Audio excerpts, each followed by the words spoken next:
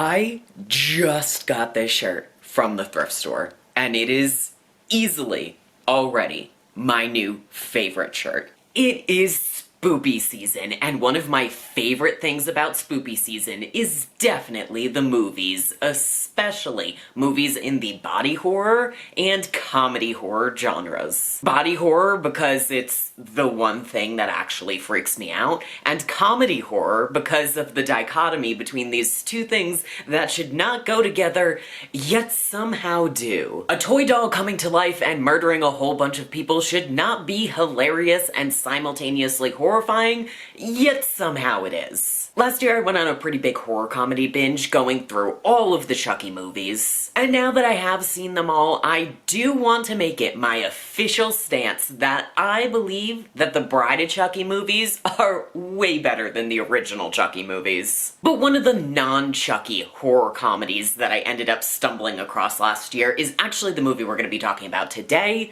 Serial Mom. This is a highly underrated 1994 film about a perfect housewife who one day snaps and goes on a serial rampage. I'm actually surprised that more people haven't seen this movie when it has such a star-studded cast, including that guy from Law & Order, and the dude who plays Shaggy from the live-action Scooby-Doo movies, as well as,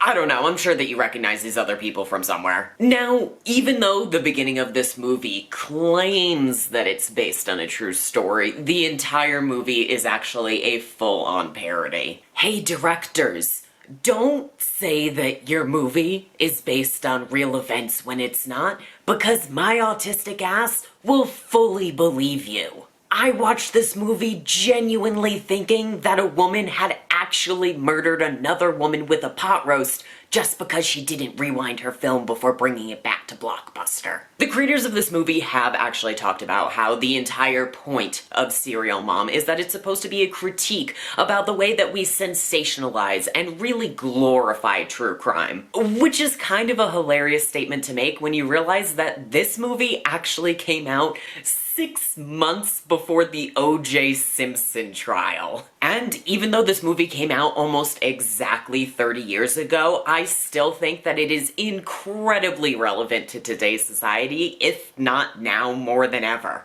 Because in many ways, true crime has become even more sensationalized with the way that we have podcasts, YouTube channels, and even mukbangs about true crime. Mukbangs? Really? How can you honestly sit there and house an entire McDonald's menu while talking about the brutal death of a little girl? Something about that just kind of makes me lose my appetite. And I don't really have the time to get through all of the reasons on how true crime today has completely rotted the brains of white women in America. Because that would honestly take a 10-hour YouTube video that I'm personally not willing to make and other people have already done much better than me. So instead, let's just jump right into Serial Mom. So this movie opens up by introducing us to our all-American family. Our heterosexual parents, who of course only have intercourse every Tuesday night at 9 p.m. and their 2 adorable children. Suddenly, 2 police officers are at their door. And they're here because they're actually investigating a crime with their neighbor, Donnie Hinkle, who apparently has been receiving some very threatening phone calls. I really like this scene because I think that they actually do a really good job establishing how Beverly, the mom, is obsessed with projecting this perfect housewife persona, but she does it so well that it makes her come off as pretty unhinged, actually. Officers, life doesn't have to be ugly. See, look at the birds out there. Listen to their call. Hooey, hooey, hooey, hooey, hooey. As the police are leaving, a car actually pulls up and it has Chip's friends in it, and hello? I know that this movie came out in the 90s, but there is no way that you can convince me that this character right here is not a trans man. So this person is technically supposed to be Chip's girlfriend, Birdie, but no, it's not. Throughout this film, Birdie is shown only ever hanging out with other boys. It's established that he watches porn with Chip and his friend Scotty, and the one time we see him wearing a dress, he looks even more trans than the times that he's cosplaying Jughead. If that is not the outfit that your mom makes you wear when she's convinced that you're 2 years away from cutting off healthy breast tissue, I don't know what is. So yeah, throughout this video, I am going to be referring to Birdie as a boy, and there's nothing you can do to stop me because I already edited and uploaded this video. Yeah. Now getting back to the reason why the police are at their house, who do you think is the person who might be harassing Dottie Hinkle? Now I know, we have only just started this movie, so it's not like there's a lot of suspects out there, so I'm sure it's gonna be a little bit difficult, but if you think about it, you can probably, that's right, it's Serial Mom. We're really only 10 minutes into this movie, but this scene really solidifies my need to make everybody in the world watch this movie because holy shit, the acting in this scene alone is just mwah. Well, what exactly does this sick individual say to you? I can't say the words out loud. I don't use bad language. Oh, well, I know it's difficult, but we need to know the exact words. I'll try. That's what she calls me. Listen to you, filthy mouth, you God damn you! Beverly? Rosemary, are you all right? Oh, yes, of course, I'm fine. So after Beverly finishes her little girl-on-girl crime spree, she heads on over to the high school because it's time for a parent-teacher conference.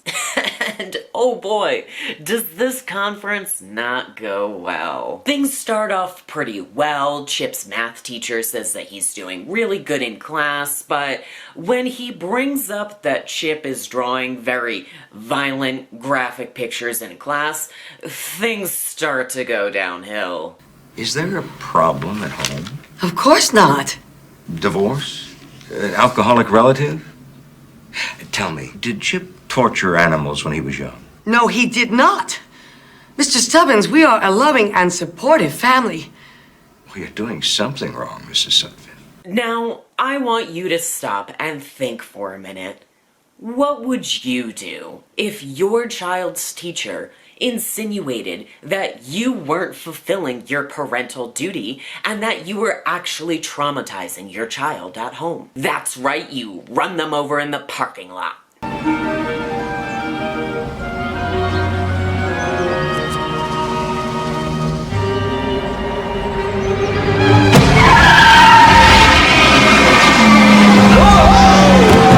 And once you start standing up for one child, of course you can't just let your other child be walked all over, which very reasonably leads Beverly to stabbing her daughter's cheating boyfriend in the men's bathroom with a fire poker when they see him at a swap meet.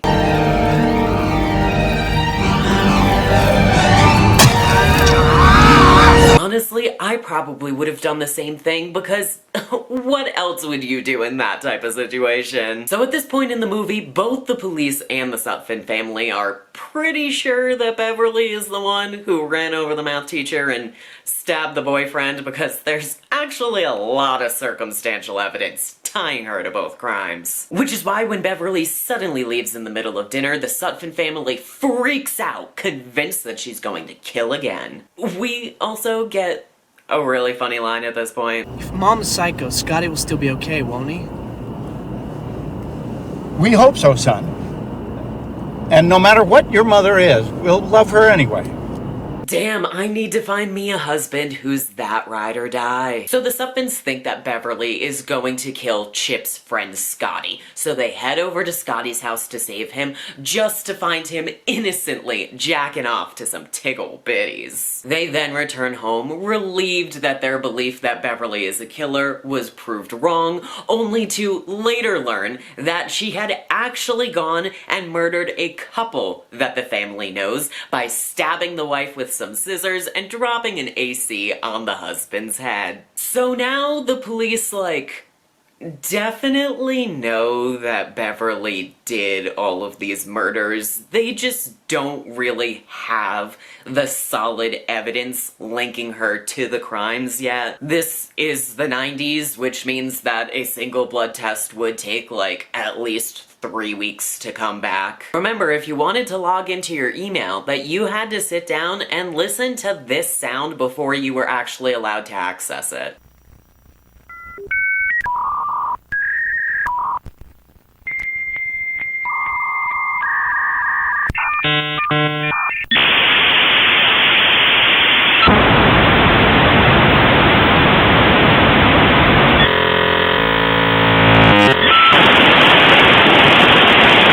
You've got mail. Yeah, I probably wouldn't be checking my inbox as much either. But because they know, basically, that she did it, when the Sutphins leave to go to church the next morning, there is a comically large amount of police officers who decide to follow her from her home to the church. And this is the part where we get to see Birdie fulfilling his contractually obligated one dress a week agreement he has with his parents in order to not get sent away to conversion camp. And while the Sutphins are in church, we get a great example as to the pure, incredible writing of the script. Jesus said nothing to condemn capital punishment as he hung on the cross, did he? If ever there was a time to go on record against the death penalty, wasn't it that night? So what are we waiting for, fellow Christians? Let's just do it. The police finally get official word that Beverly's fingerprints were definitely found on the scissors that killed the wife last night, so they decide to sneak into the church to try and arrest her. However, she is able to get away by causing a huge commotion when she sneezes on a baby. That's right, I said that she snows on a miniature human. Amen.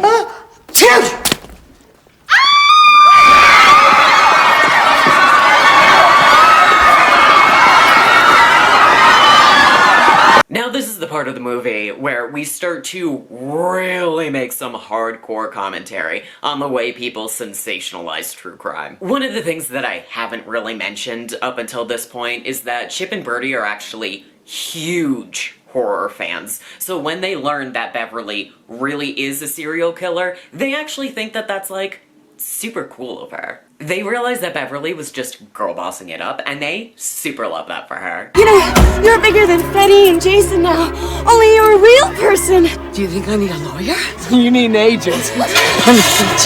Chip and Birdie decide to sneak Beverly away to the movie store that Chip works at. But while hiding her there, a woman comes in to return her film just to reveal that she didn't rewind it first. Now, I might need to explain this part to some of my younger viewers out there, but all the way back in the 1500s, we used to watch movies on VHS tape. And these movies only moved forward and back. There was no scene skipping. There was no menu. You could only go in 2 directions. And this meant that when you got to the end of the film, if you wanted to watch it again, you actually had to rewind all the way to the beginning in order to start it over. And this was such a hassle that they actually invented products just to rewind your tapes for you. If you went to a movie store, there would actually be tons of signs, like, covering all of the walls that would say, "Be kind, rewind," because it was considered such a rude thing to go all the way to the end of the movie and then not rewind it back to the beginning for the next person, to the point that some movie stores would actually fine you if you did not rewind the movie back to the start before you brought it back. So, when Beverly hears that this woman absolutely refuses to rewind her tapes, she reasonably follows this woman back home to her house and murders her to death with a pot roast. Yeah, Maybe you should consider that the next time you get to the end of your movie and you don't rewind it all the way back to the beginning before the next person selects it on Netflix. So Scotty actually ends up seeing Beverly kill this woman for her truly egregious crime, which leads to a pretty hilarious chase scene. Have you seen Mom? No, have you? Scotty?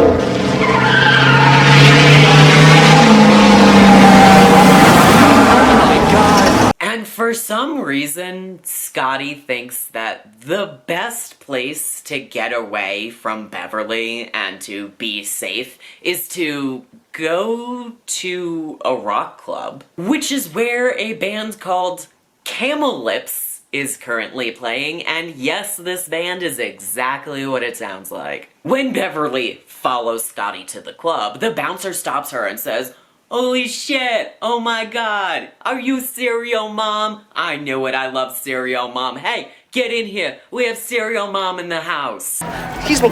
Hey, look, it's her. Excuse me. Who? Excuse me. It's the murder lady, the one on TV. Excuse me. Cool. Is she in a band? The police are after me, I beg your pardon. Hey. Hey, you're Serial Mom. Yes, I guess I am. Come on in, lady, quick. There truly is no such thing as bad publicity, is there? So Beverly follows Scotty into the club, and then the crowd proceeds to cheer as she sets Scotty on fire on stage. Honestly, I super understand, like, mob mentality and how this happened, but it's still wild to me that all of these people are going, "Yo, fuck that 16-year-old kid." So Beverly gets arrested, obviously, because like 200 people literally just saw her murder somebody. And then we skip forward what I assume is a few months to Beverly's trial. And at this point, we have completely lost the narrative. The daughter is currently dating a photographer because she really likes the fact that her mom killed all of these people, and so that makes her like really famous and a lot of people want to talk to her and take her picture and stuff all the time. Chip and Birdie are literally selling merch and t-shirts and like books and stuff like that outside of the courthouse. Meanwhile, Law and Order Dad is just trying to advocate for his wife to not get the death penalty. Beverly decides that her best course of action is to fire her lawyer and represent herself, which seems like a terrible decision in theory, but in practice, she is somehow able to discredit every single witness on the stand. And things get even wilder when Suzanne Summers shows up to the trial, because apparently she is going to be playing Beverly in the upcoming Serial Mom film. I feel that Beverly Sutphin is an innocent woman, wrongly accused. A normal housewife trapped in the nightmare of circumstantial evidence. I only hope I can portray Serial Mom's life on the TV screen with the proper dignity that this feminist heroine deserves. And the movie ends with Beverly being declared innocent and everybody saying, "Oh, thank goodness, I knew that she was an innocent woman who was just being unjustly targeted by the police department." Meanwhile, Beverly's over in the corner actually murdering one of her jurors that got her off because she decided to wear white after Labor Day. And that's it. That is the movie Serial Mom. What was your favorite part of the movie?